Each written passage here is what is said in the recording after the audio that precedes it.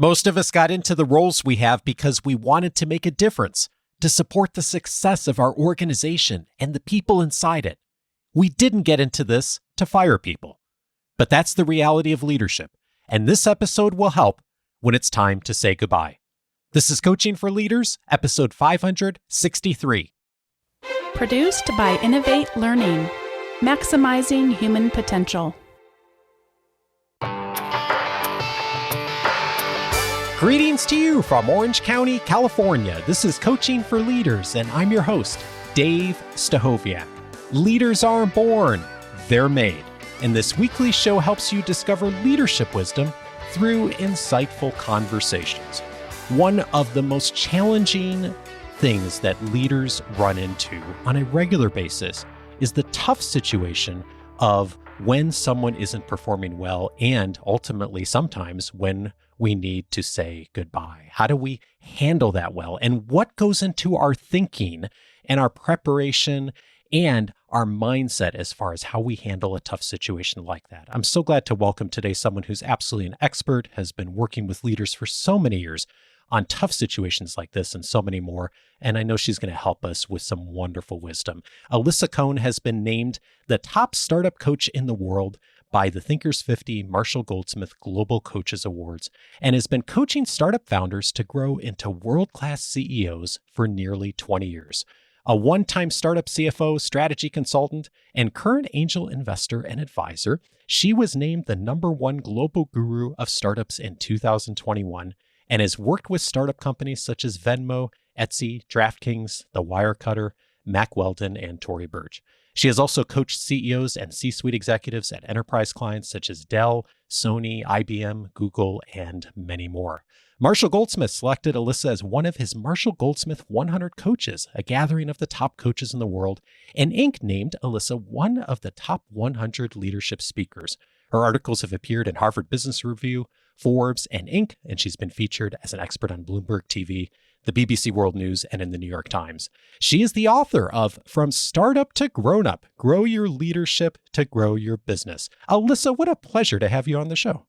Thank you, Dave. Thanks for that wonderful introduction, and I appreciate being here with you. Well, the pleasure is mine. I was thinking about your work and how much you have served startups, especially over the years, and founders of startups, and helping them to grow their leadership skills. And I have a theory for us entering into this conversation that there's something really similar about founders, which some of the folks in our audience are, but many are not, but also the people who listen to this show. And I think there's some overlap. And one of the big overlap areas are that a lot of folks in our listening audience have started their careers with passion, with technical expertise, that they loved their work and they were so good at doing their work that they showed up one day at work and all of a sudden they were managing a team of 20 or 25 people. And they realize that although they go to the same place, maybe even sit in the same chair, that the job is really different than the job they started with, and the passion and the technical expertise and the training they had. Do you run into that with founders too? Absolutely. So I think the difference in what you described between sort of professional who kind of works their way into managing a large team is that with founders, the entry-level position is leader. Right? The first role they take is the boss. And that is true, even if they don't have any real professional experience or not that much professional experience from the past. At the same time, what you just said is so accurate. They come from a sales perspective. They come from a product perspective. They're deep in technology. They're maybe wonderful marketers. And they've doing that for a while. And now they're starting a business. And so now what they have to do is lead the business, not just do that wonderful thing they were able to do with the domain expertise so well. There's a heading in the book that says, it's not easy to tell someone they're not doing their job, but that's your job. And it really does become Yes. the job of a lot of leaders, doesn't it? Oh, totally. I mean, in general, well, you know, my first line of the book is leadership is an unnatural act. Because you have to learn so many things as a leader, which feel counterintuitive. One is giving adults feedback. We don't give friends feedback, right? Another one is praising people to give them confidence, even though they're the ones who just screwed up, because you need them to keep going. You need to fix the problem. And so that's an unnatural act. But then to your point, telling someone they're not doing a great job and helping them fix it is a very difficult thing for anyone to do, especially a newer leader. And yet that is your job at times. One of the tendencies I've noticed over the years in working with leaders, and I suspect this is true for you too, just reading the book and your experience, is that there's a tendency when difficult situations come up with an individual or someone's not performing well to sidestep that a bit.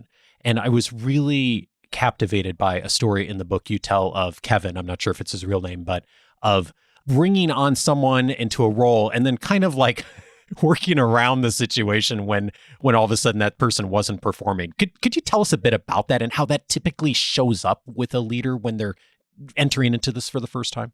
Yeah. So this was a scenario where the CEO had hired a new CTO with great pedigree, and the new CTO said, and they agreed that he would take a year to get the team in shape and to figure things out and sort of sort things out. Well, a year went by, there were still issues, and he wanted more time.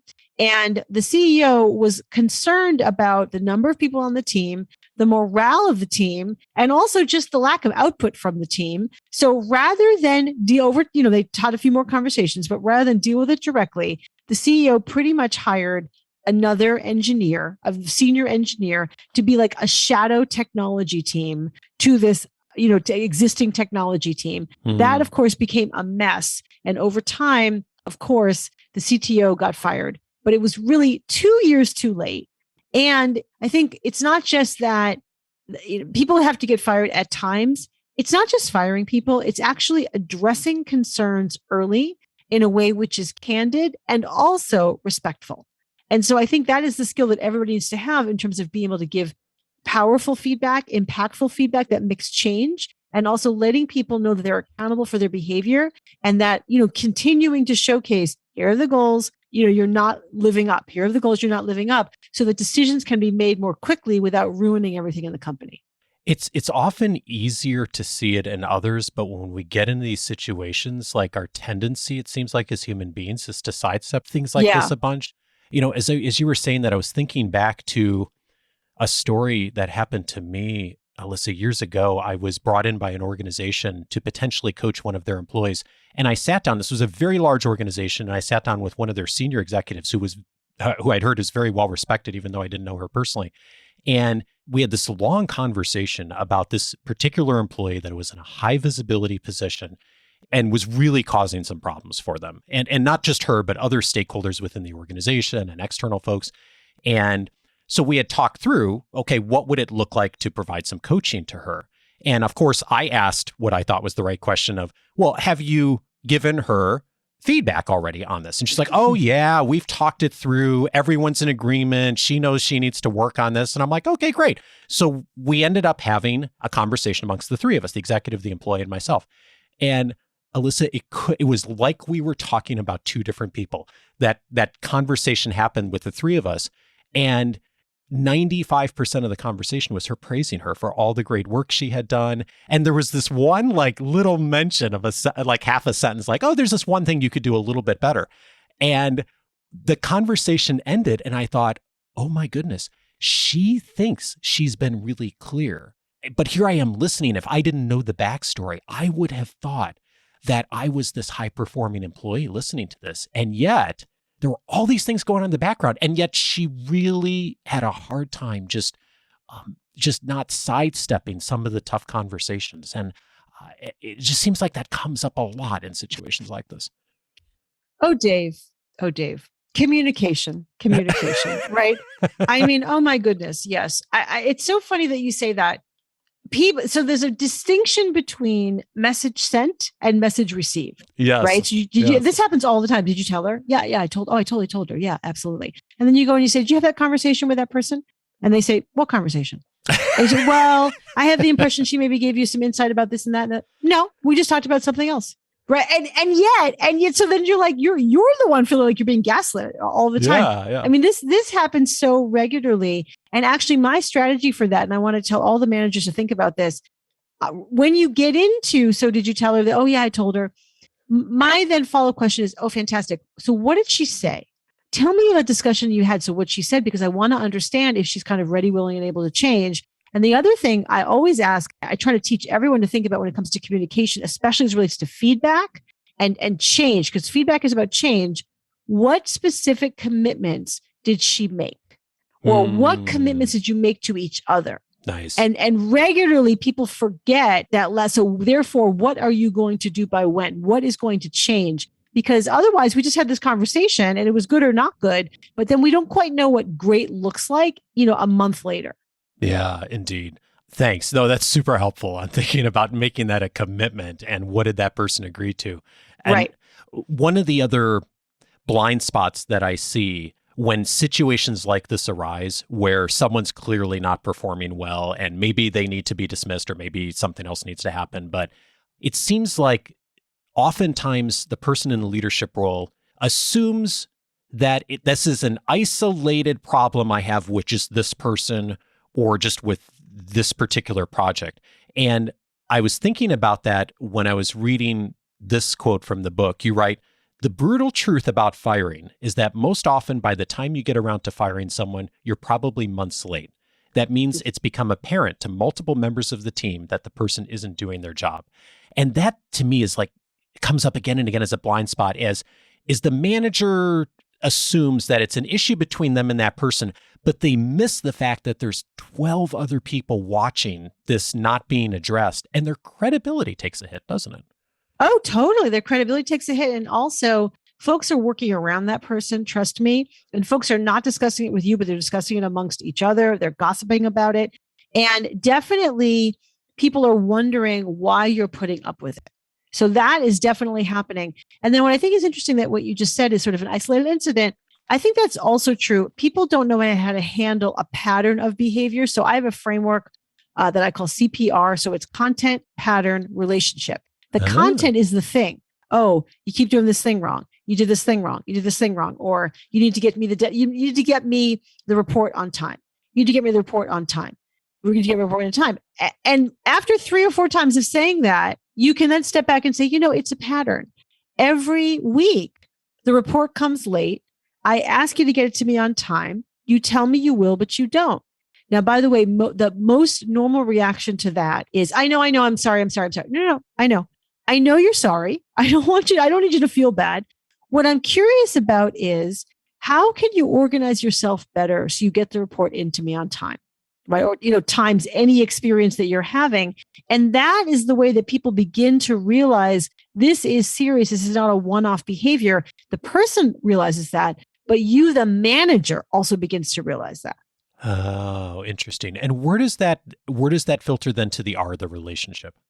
So then the relationship is, it keeps happening over and over. And then it's beginning to make me not trust you when you say you're going to commit to something, you're going to do something. Or it's beginning to make me feel like I can't, sort of even give you additional assignments, right? That's kind of the relationship piece, because it has an impact on our relationship and your relationship within the group. Well, this is a great lead into one of the invitations you make to leaders who are in this situation, which is at some point you have to have a straight conversation, and that you divide that, I think, into 2 parts. One is the will. Does the person want to do the job? And then the skill, can they develop themselves to do the job? Tell me about those 2 lenses.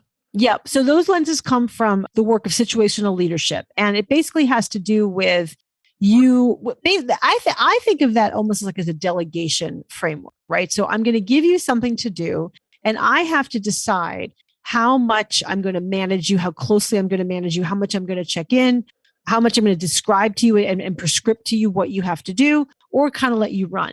So if you have high will, but low skill, that's fantastic, because I know you want to do it. I know you're thirsty to learn. And then I should be very directive with you and have more check-ins rather than fewer, because you've never done it before, right? So you have low skill, but high will. On the other side of that, if you have high skill, let's say assume high skill and high will, then I don't have to talk to you at all. I'm going to give you the thing. You know what you're doing. Let me know if you have problems, and I'll see you in a month when it's due. Yeah. Right now, that might be exaggerating, but something like that. So you have to think about your employees from the point of view of what are they capable of. What I think managers sometimes, for what they do is they say, I'm not a micromanager.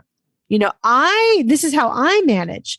Well, actually, management is about your employees, and all your employees are different in terms of their will and their skill, their need for feedback, their need for praise and confidence building, their desire for autonomy and figuring things out. And your best bet as a manager is to get to know your employees and adjust your management style so it'll work for them. The other thing is that don't give something really high skilled to somebody who doesn't have the skills, because they're not going to do it well. They're going to frustrate you. They're going to waste everyone else's time. Actually, I have an example in the book about someone who gave his assistant this kind of complicated report, or this sort of competitive report he wanted to pull together. He didn't really explain it to her. She went off and bothered all the other executives to get information. She formatted it. She burned hours and hours and hours. And he just wanted something super simple, but didn't explain the context and didn't give her a sense of how to approach it. So, he thought, oh, she didn't do it right. But actually, he was the one who didn't manage her correctly in this particular task. Oh, interesting. My sense in thinking about our audience, I mean, the kinds of people who listen to a show called Coaching for Leaders, have a real heart for being coach-like and listening well and empathizing. And so many in our audience want to get better at that. They've learned the coaching habit. They've got those good questions going.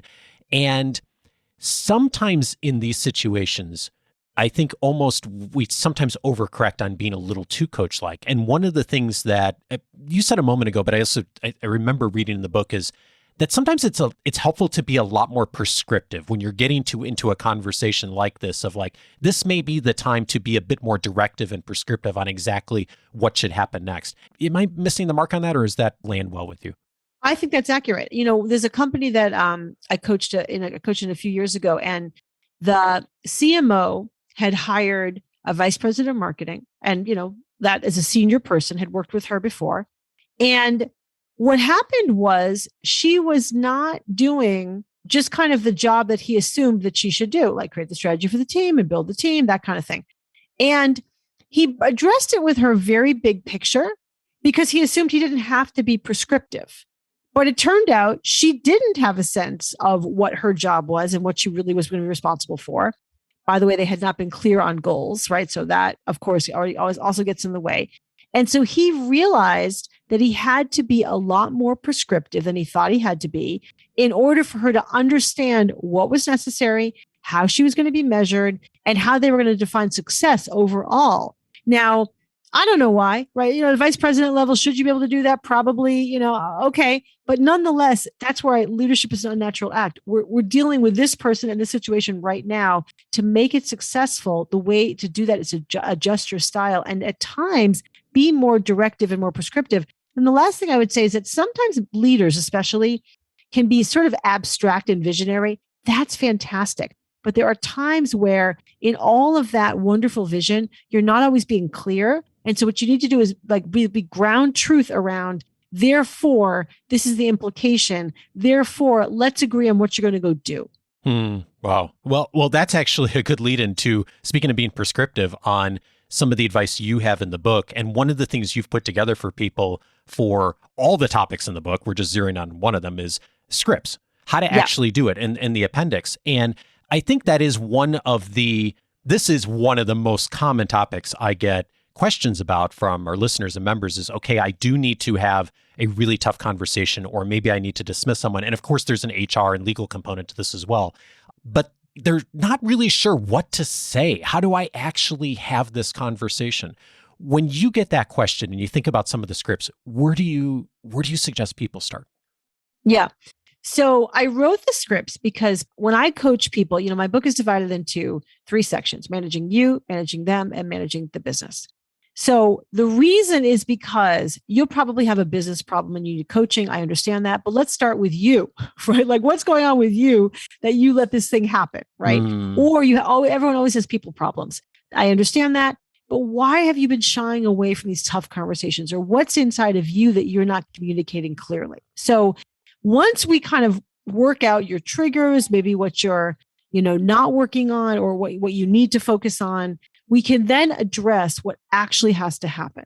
And what actually has to happen is you have to have this difficult conversation. So, my clients will be like, oh, okay, I'm ready to do that. But what should I say?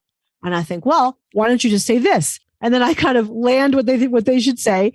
And what they do is they furiously take notes. So I thought, oh, that's really valuable for people. So I put in the appendix various conversations. Some are how to have one-on-ones, how to have career conversations, how to tell someone that you're layering a new manager on top of them, how to deliver bad news. And then to your point, how do you fire someone? So that is very difficult. And my theme on how do you fire someone is please make sure it's not a surprise. So what does that mean? What that means is you have to start off before you fire them, being clear in what you want them to do, being clear in the cases where there are gaps, what the gaps are, being clear in how they can fix the gaps, and having a couple of difficult conversations with them up front. And then finally, letting them know that this is the conversation before the firing conversation, which is, listen, I've asked you to make sure that you're communicating more broadly with your peers. I've asked you to get a handle on what your team is working on and help and make sure that they're achieving their goals. So far, I have not seen that change in you. And I need to let you know that this is serious, that I need you to make this change. And if you don't, I'm sorry to tell you, we're going to have to part ways. There's no misunderstanding that message, is there? Right. And so then when you do, in a few weeks or maybe a month, come back and said, as I told you in our last conversation, these changes have to get made. I haven't seen you make these changes. At this point, I'm going to go in a different direction. And I'm sorry that we're going to have to terminate you. Let's talk about what that looks like. And then you're on to the next step. Yeah. And then you're on to the next step. But and also, by the way, there's a conversation in there. However, you have been able to get your mouth around the words of how to get into that discussion. And that is what is in the way for a lot of people.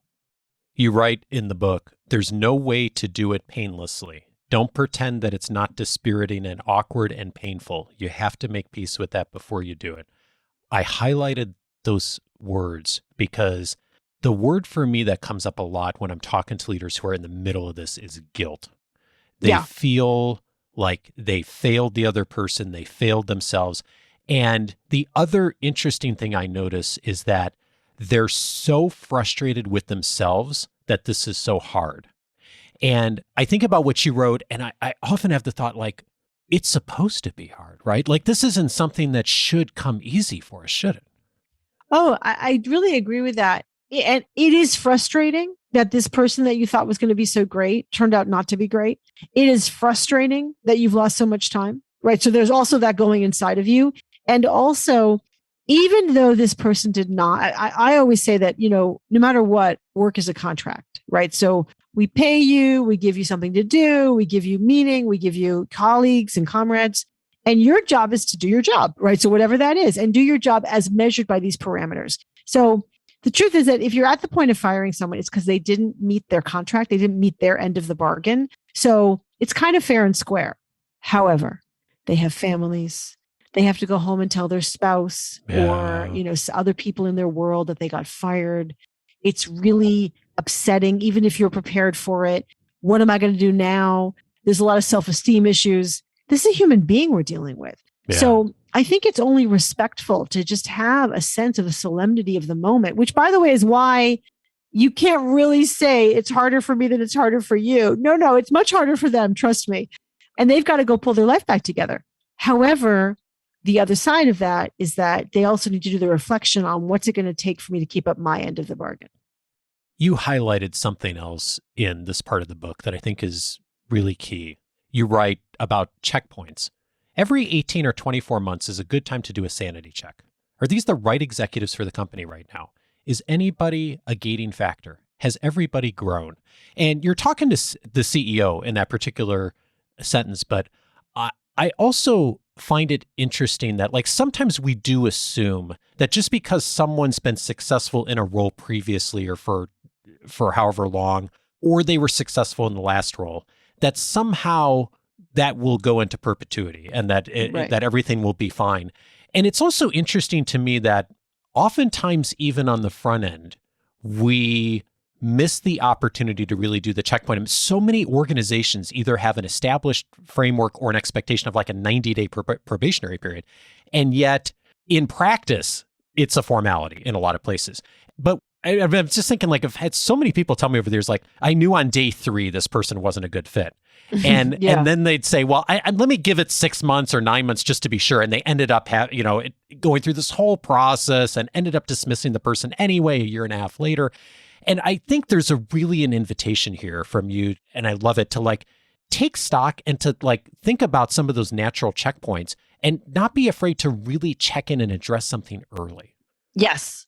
Addressing something early is amazing. And the idea of I knew on day 3 it wasn't a fit, that, I've heard that myself. And the only change, what we can do right there and then is to address with the person what you're seeing. And so it might be, I'm not seeing you lean in to building all the relationships that you need to at this company. Or I'm not seeing a lot of proactive stance on, figuring out what your job is and what you should be doing right now. And if you need my help, what you're doing, getting my help. I'm not seeing you complete tasks, right? So if you call those things out early, because it's got to be like, my point to everybody is have clear goals so you can address performance issues and not just have this feeling. And the second is be clear on observable behavior that is working and not working. Another thing I talk about in the book is positive feedback and the importance of positive feedback, especially when someone is new. Then, they don't really know how it's going and they're nervous and whatever. It's really helpful to say, I really appreciate how much you've leaned in to go out of your way to meet the people here. I recognize that we at times don't, go out and meet new people as well ourselves. I'm really appreciative that you're doing that. Or it might be, you've really pushed for clarity on your goals. And I really love that quality about you. Keep doing that even when we don't always hold up our end of the bargain. That's like positive feedback to somebody when they don't really know how they're doing. And I think it's just as important to give that, especially in the early days, as it is to be clear on what's not working, again, in the early days so you can correct it. Alyssa, as you know, this is not a book about firing people. It's just a couple of pages in the book. And the reason I zeroed in on it is because, when I think about growing up, as you cite in the title of the book, as leaders, this is something I think many of us struggle with and we need to get better at it. And I so appreciate you walking us through some of these key steps, the scripts in the book. I mean, it's worth picking up just to get the scripts and just to really get a sense of like, what's some of the language you can use to be really clear where someone's not going to misunderstand what's being said for good or bad, right? And so thank you so much for zeroing in on this. I hope folks will pick up the book for that. I want to ask you one final question. One of the things I like to ask experts on is what they've changed their minds on, because we're all learning, we're all growing. I know you've been spending a lot of time working with people, writing this book, doing research, thinking about all of the things that have happened in leadership in our world in the last few years. As you've been going through that and speaking and writing, what's one thing in the last year or two that you've changed your mind on? That's a great question. I think I'm going to answer this. I am definitely a sort of, I guess I would say, an eat your vegetables kind of coach. Like, okay, so do the right thing and do good things and have healthy habits, and also be clear on accountability. And accountability and objectives will set you free. So I think powerful goals and holding people accountable to the right goals. And over time, and I thought that was like the most important thing. And over time, I have realized that actually what I said before, positive feedback and creating an environment of psychological safety is what helps people be the most creative, the most resourceful, give discretionary effort, and try and be the most innovative, right? Try the most things because they're not always afraid of like what's coming around the corner. So I think my shift from goals and accountability to psychological safety is the thing that I've changed my mind about. What changed your mind on it? I saw over and over again how for the people in the workplace that I'd be coaching inside, how looser they were, and therefore how much more freedom they had to bring their best ideas to the table, and how that affected them when they were feeling loose and like safe, and how much a feeling of fear and concern and anxiety made them feel tight, I should say. And I myself, there are times, as a coach, I've been in a lot of work environments for 20 years. And there are environments that I myself feel really loose and able to say what there is. And that's a better environment to get the best out of me, as opposed to, I better not upset those people. So I think it's sort of a human capability. And what I observed was better work coming out of that. Alisa Cohn is the author of From Startup to Grown Up, Grow Your Leadership to Grow Your Business. Alisa, thank you so much for your work and your leadership. Thank you so much, Dave. It was great to be here with you.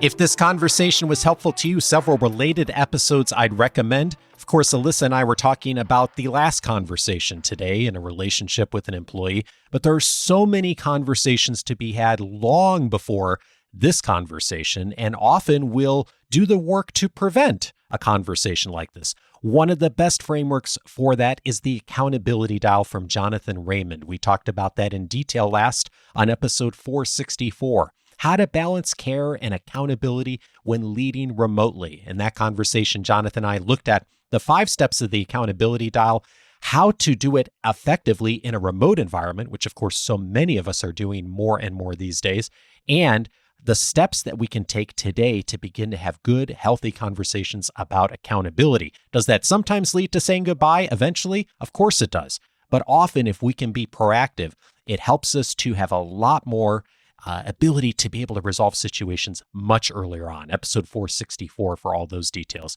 You heard Alisa talk about the importance of helping people to speak freely within the organization. Amy Edmondson would call that psychological safety. Same thing. Episode 404, we talked about how to build psychological safety with Amy Edmondson, what individual leaders can do within their teams, even if the larger organization isn't doing it well, to really create a safe place for people to talk and communicate. And then finally, I'd recommend the work of Kim Scott. She was on episode 302, How to Challenge Directly and Care Personally. That's the message behind Radical Candor, her best-selling book and organization of the same name. And it really is about those two things together. Challenging directly, of course, we all need to do that as managers and leaders, and caring personally, not either or, both at the same time. Kim talks in that episode about how we can do a better job of that as leaders, episode 302 for that. All of those episodes you can find on the coachingforleaders.com website. If you set up your free membership, you can search for everything on the website since the first episode aired back in 2011. And in addition to that, tons of other resources for free members. One of them is all of my interview notes and highlights from almost every interview that I prepare. Alisa's is there as well. You can download a PDF of my interview notes, of all the highlights that I found most relevant from her book for this conversation. That is inside not only the episode notes, but inside the free membership, plus every single interview I've done over the last few years where those notes are available. That's just one of many benefits of free membership. If you set up your free membership at coachingforleaders.com right now, you'll get access to that and everything else. I look forward to seeing you on the website for that. It'll just take a couple of moments to set up. Next week, I'm glad to welcome Zunka Arons to the show. He is going to be joining me to talk about how to make your reading more meaningful. Join me for that important conversation with him. Have a great week and see you next Monday.